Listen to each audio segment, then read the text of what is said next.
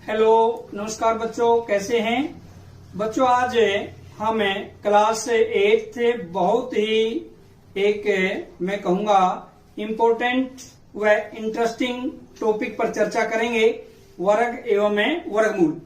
बच्चों, आपने class 7th में वर्ग के बारे में पढ़ा है। हम उसी के बारे में जो आपने 7th क्लास में चर्चा की है, एक छोटे छोटे वर्ग है। हम एक वर्गाकार खेत देखते हैं जिसमें 9 छोटे छोटे वर्ग है। यानी हम ये कहें यदि प्रत्येक भुजा उस खेत की 3-3 मीटर है, तब यदि हम इस वर्गाकार खेत का क्षेत्रफल निकालना चाहें तो वर्ग का क्षेत्रफल किसके बराबर होता है? वर्ग का क्षेत्रफल होता है भुजा गुणा भुजा। आपने पहले पढ़ा है अच्छे से। और इस वर्गाकार खेत की जो आपके सामने है, इसकी भुजा आपको दिखाई दे रही है 3 मीटर और 3 मीटर, क्योंकि बराबर होती है वर्ग की भुजा। तो वर्ग का क्षेत्रफल 3 मीटर गुणा 3 मीटर, यानी यदि हमें भुजा गुणा भुजा करते हैं तो 9 वर्ग मीटर इस खेत का क्षेत्रफल होगा। और बच्चों, वर्ग संख्या जो आज हम चर्चा करेंगे, वर्ग संख्या क्या होती है? जब दो समान संख्याओं की आपस में गुणा की जाती है उसे हम एक वर्ग संख्या कहते हैं। जैसे अब आपके सामने जो वर्ग संख्याएं है वो देखिए, 1 के वर्ग से लेकर, जैसे 1 का वर्ग 1 गुणा 1, 2 का वर्ग 2 गुणा 2, यानी 1 का वर्ग 1 है, 2 का वर्ग 2 गुणा 2 4 है, 3 का वर्ग यानी 3 की पावर 2, 3 की शक्ति 2, इसको हम क्या कह सकते हैं? 3 गुणा 3 बराबर है 9। ऐसे ही 4 का वर्ग यदि हम बात करते हैं, 4 गुणा 4 यानी कितना हुआ? 16। ऐसे करते करते हम यदि 11 का वर्ग, 12 का वर्ग, जैसे 11 का वर्ग देखते हैं, 11 गुणा 11 121। 12 का वर्ग यदि बच्चों हम देखते हैं, 12 गुणा 12 144। ऐसे 13 गुणा 13 169 और ऐसे 20 तक। 20 का वर्ग बराबर होता है 20 गुणा 20 यानी 400। तो ये बच्चों वर्ग संख्याएं होती है जो समान संख्याओं को जब हम गुणा करते हैं उसे हम कहते हैं वर्ग संख्या। अब बच्चों दूसरा आप देखिए कि 4, जैसे हमने इसमें 3 छोटे छोटे वर्गों का ऐसे करके 9 वर्गाकार थे छोटे छोटे वर्ग, उनका हमने क्षेत्रफल निकाला उस खेत का। ऐसे हम एक बार देखते हैं 4 हमारे पास से 16 छोटे छोटे वर्गाकार खेत है, या एक पूरा यदि खेत की बात करते हैं, हमें जैसे वर्ग का क्षेत्रफल दिया हुआ है 16 वर्ग मीटर, वर्ग का क्षेत्रफल दे दिया। अब हमने क्या ज्ञात करना है? इसमें वर्ग की भुजा ज्ञात करनी है। और अभी हमने चर्चा की थी वर्ग का क्षेत्रफल बराबर होता है भुजा गुणा भुजा। तो यहां पर बच्चों हम कह सकते हैं भुजा गुणा भुजा, यानी भुजा का वर्ग, और भुजा का वर्ग बराबर किसके है? 16। या यदि हमने भुजा निकालनी है तो भुजा का वर्ग लेफ्ट साइड में है इक्वेशन के समीकरण की, और राइट साइड में 16 है। समीकरण क्या होती है? बीच में समता चिन्ह होता है, बराबर होती है दोनों के दोनों। Left side is equal to right side, यानी बायां पक्ष और दायां पक्ष बराबर होता है। तो भुजा का स्क्वायर बराबर किसके हुआ? 16 के। ऐसी संख्या समान हो और उनकी गुणा करने से 16 है। वैसे यदि हम देखते हैं 16 8 गुणा 2 भी होता है, लेकिन 8 और 2 समान संख्याएं नहीं है। इस वजह से हम क्या चाहेंगे कि समान संख्याएं हो और उनका गुणनफल 16 है। तो सोचिए क्या हो सकता है? बिल्कुल सही, यानी 4 गुणा 4 कह सकते हैं हम, कितना होता है? 16। तो इसलिए बच्चों जब हमने वर्ग की भुजा निकालनी हो और क्षेत्रफल दिया हुआ हो तो हम क्या करते हैं? उसका क्षेत्रफल का वर्गमूल ले लेते हैं। जैसे वर्गमूल 16, ये आपको चिन्ह दिखाई दे रहा है, जो ये ऊपर किसका चिन्ह है? वर्गमूल का। तो वर्गमूल 16 बराबर क्या हुआ? 4, यानी 4 की जब 4 से गुणा करेंगे वही 16 आता है। तो बच्चों और क्लियर करने के लिए आपके सामने एक तरफ वर्ग संख्याएं है, एक तरफ है वर्गमूल है। वर्ग संख्याएं बिल्कुल आपके सामने क्लियर है। 1 का वर्ग बराबर 1, 2 का वर्ग 4, 3 का वर्ग 9, ऐसे करते करते 10 का वर्ग बराबर 100। ये वर्ग संख्या है। एक साइड में वर्गमूल है, जो वर्गमूल होता है, जैसे 1 का वर्गमूल 1 होता है, 4 का वर्गमूल हम कहेंगे 2, 9 का वर्गमूल है 3, यानी हमें धनात्मक वर्गमूल की बात कर रहे हैं यहां पर। तो यहां पर ऐसे ही 25 का वर्गमूल कितना होगा 5, ऐसे करते करते बच्चों 100 का वर्गमूल कितना आएगा 10। यानी इसका अर्थ क्या हुआ, जब हमने 100 का वर्गमूल निकालना है कि ऐसी समान संख्याएं जब दोनों का गुणनफल क्या आता है 100 आता है, तो वही मूल संख्या जो होती है उसको उसी संख्या से गुणा करते हैं तो वो वर्ग संख्या बन जाती है। तो 100 का वर्गमूल बच्चों क्या हुआ 10। अब इस वीडियो के पार्ट 1 में बच्चों हमें वर्ग एवं पाइथागोरस त्रिक के बारे में चर्चा करेंगे। हम अब विस्तार से चर्चा करेंगे वर्ग के बारे में। तो अब बच्चों हम वर्ग के बारे में विस्तार से चर्चा करते हैं। जैसे आपके सामने 1 से लेकर 20 तक की वर्ग संख्याएं हैं जो आपको दिखाई दे रही है। जैसे 1 की वर्ग संख्या 1 है, 3 का वर्ग 9, ऐसे करते करते अगर हम देखते हैं 10 का वर्ग 100 और दूसरी पंक्ति में 11 का वर्ग से लेकर 20 का वर्ग तक दिया हुआ है। बच्चों इस सारणी पर ध्यान से देखिए, आप इसके इकाई के स्थान पर विचार कीजिए कि जो वर्ग संख्याएं हैं उनमें इकाई के स्थान पर क्या दिखाई दे रहा है। जब आप देखेंगे इकाई के स्थान पर आपको 0, 1, 4, 5, 6 व 9 अंक है। बिल्कुल सही, यानी सभी वर्ग संख्याओं में ध्यान से देखिए आप 0, 1, 4, 5, 6, 9 ये अंक आपको दिखाई दे रहे हैं। इसका अर्थ क्या हुआ बच्चों, कोई भी पूर्ण वर्ग संख्या है उसमें हमेशा इकाई का अंक 0, 1, 4, 5, 6 या 9 होगा। लेकिन ये जरूरी नहीं है कि यदि इकाई का अंक ये है तो वह संख्या हमेशा ही पूर्ण वर्ग संख्या होगी। वो हमें चेक करना पड़ेगा। जैसे एक उदाहरण देते हैं हम, एक 25 से संख्या है, इकाई का अंक 5 है जो कि बिल्कुल पूर्ण वर्ग संख्या है। लेकिन एक दूसरा एग्जाम्पल देखते हैं, संख्या 15 में इकाई का अंक 5 है लेकिन ये पूर्ण वर्ग संख्या नहीं है। ये तो हम कह सकते हैं कि इकाई के स्थान पर यदि 0, 1, 4, 5, 6, 9 है तो वो पूर्ण वर्ग संख्या हो सकती है। लेकिन एक बात हम बिल्कुल निष्कर्ष के तौर पर कह सकते हैं, यदि इकाई के अंक के स्थान पर कहीं पर भी 2, 3, 7 या 8 आ गए अंक, पूर्ण वर्ग संख्या नहीं हो सकती। तो ये था बच्चों, हमें इकाई के स्थान पर देखकर बता सकते हैं कि संख्या पूर्ण वर्ग है या नहीं। अब बच्चों हम चर्चा करेंगे त्रिकोणीय संख्याएं जिनके बिंदु प्रतिरूप त्रिभुजों के रूप में व्यवस्थित है। ये कुछ रोचक प्रतिरूप है। स्टार दिखाई दे रहे हैं बच्चों, 1 स्टार है, 3 स्टार है, 6 स्टार है, उसके बाद 10 है और उसके बाद 15। ये जो स्टार आपको दिखाई दे रहे हैं ये सारी की सारी त्रिकोणीय संख्याएं हैं।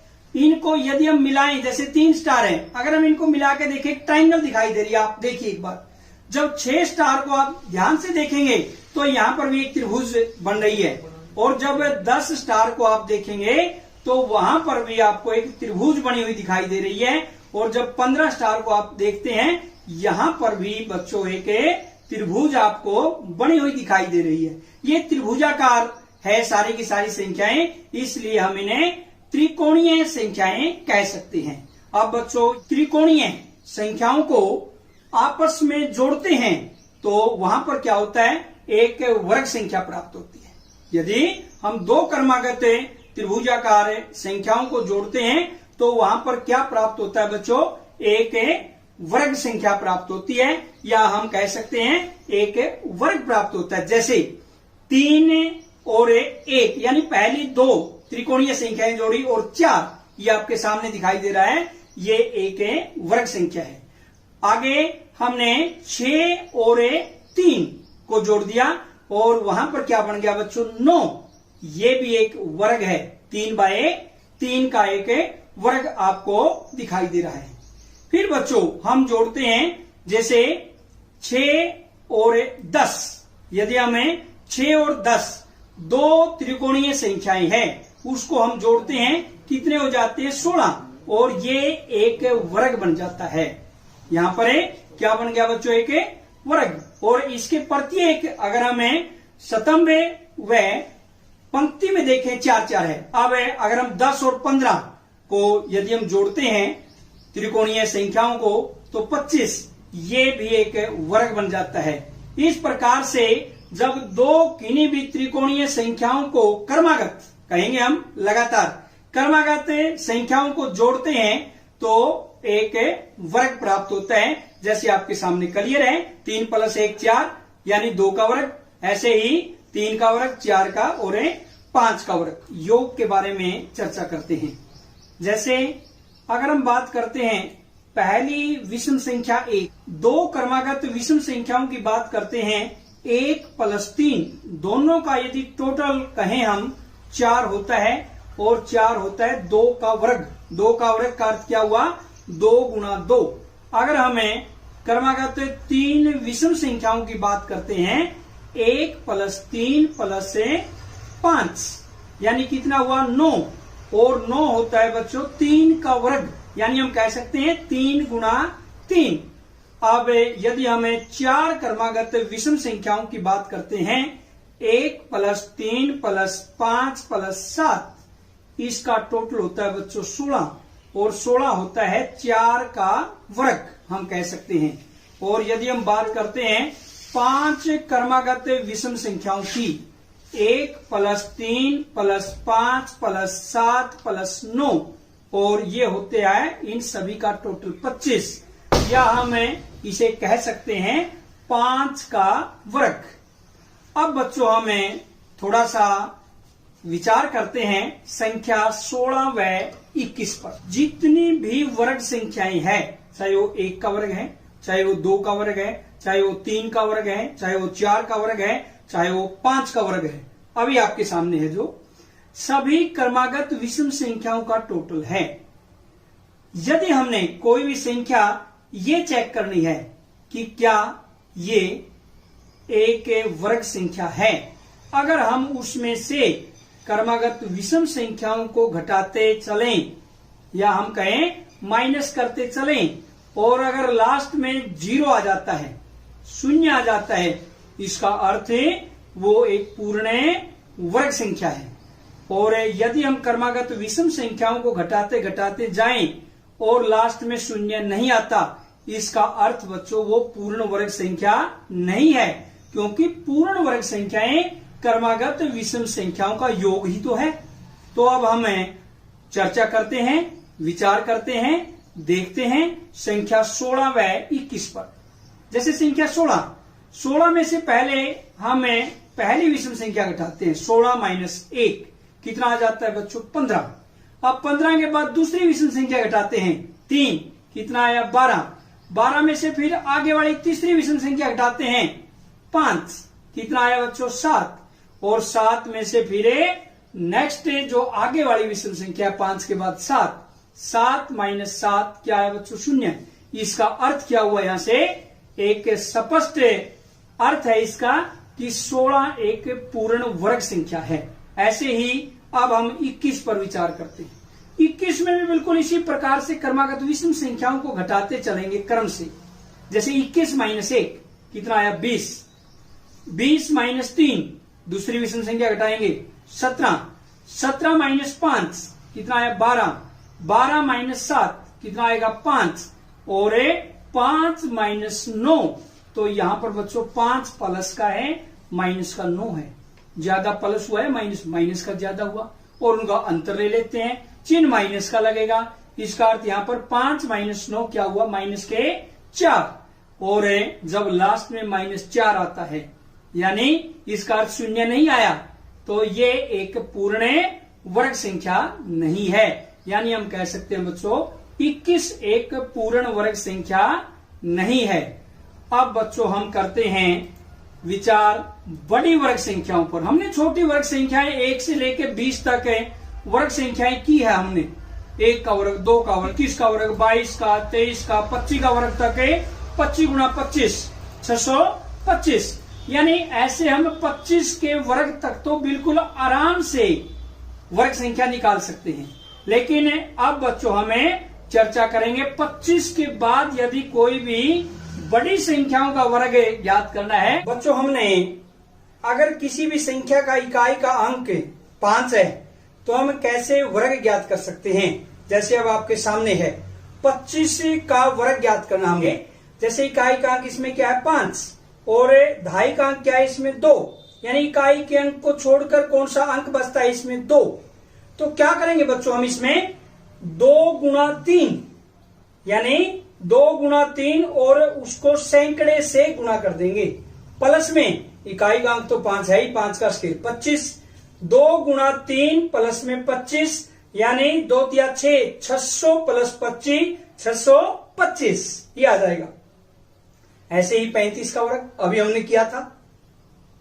इकाई का अंक क्या है 5, दहाई का अंक 3, 3 से नेक्स्ट अंक क्या है 4, 3 गुणा 4 और गुणा में सैकड़ा प्लस में 25, 3 चौका 12 यानी क्या करेंगे इसमें 12 गुणा 100, 1200 प्लस 25 1225 यानी 1225। ऐसे ही बच्चों हमें 75 का वर्ग कैसे ज्ञात करते हैं आपके सामने है।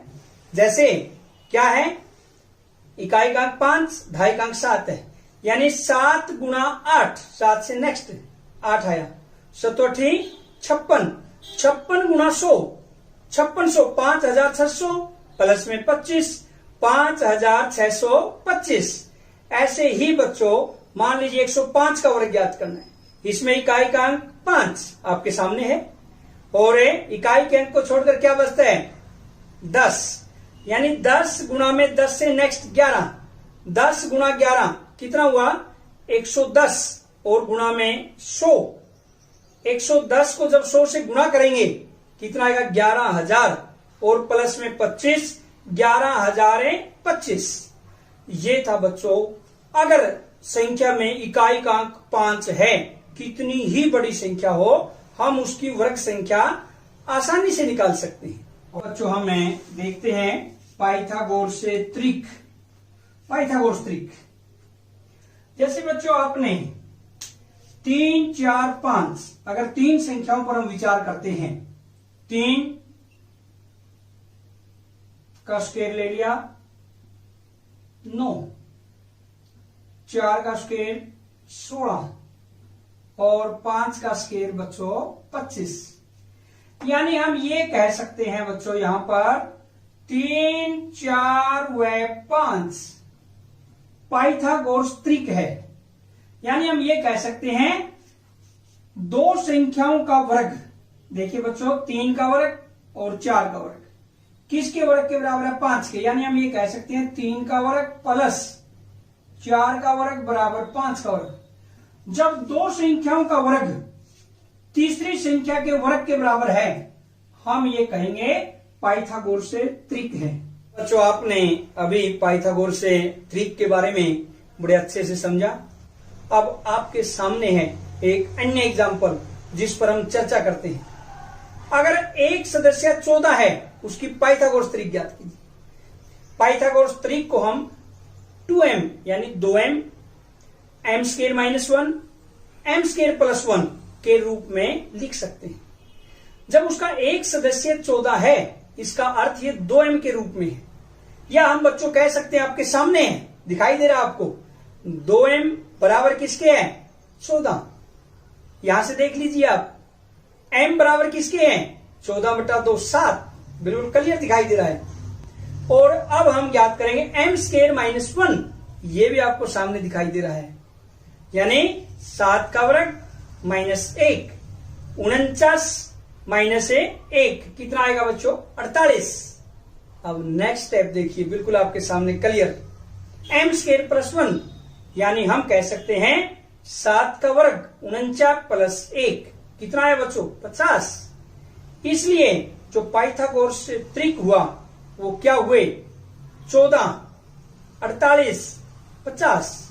या हम ये कह सकते हैं कि पाइथागोरस त्रिक में 14 का वर्ग प्लस 48 का वर्ग बराबर किसके होगा बच्चों 50 के वर्ग के। ये था आपका पाइथागोरस त्रिक। अगर आपने वीडियो को बिल्कुल ध्यान से देखा है, आप उन प्रश्नों को बड़ा ही आसानी से हल कर पाएंगे। जैसे आप स्वयं करें प्रश्न 1, किसी भी पूर्ण वर्ग संख्या का इकाई का अंक नहीं हो सकता, और इसमें ऑप्शन दिए हुए आपके सामने 0, 5, 4, 2। आपने स्वयं करना है कि इकाई का अंक क्या नहीं हो सकता।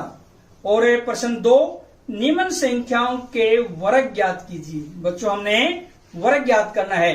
जैसे फर्स्ट है 32 का वर्ग, 49 का वर्ग सेकंड। इसी प्रकार थर्ड आता है 85 का वर्ग, और फोर्थ आता है 76 का वर्ग। प्रश्न नंबर 3, पाइथागोरस से त्रिक लिखिए जिसका एक सदस्य है, यानी एक सदस्य दिया हुआ है जैसे 16। एक सदस्य यदि 4 है तो हम पाइथागोरस त्रिक कैसे निकाल सकते हैं, और एक सदस्य यदि 18 है तो हम पाइथागोरस त्रिक कैसे निकाल सकते हैं, ये आपने स्वयं करके देखना है।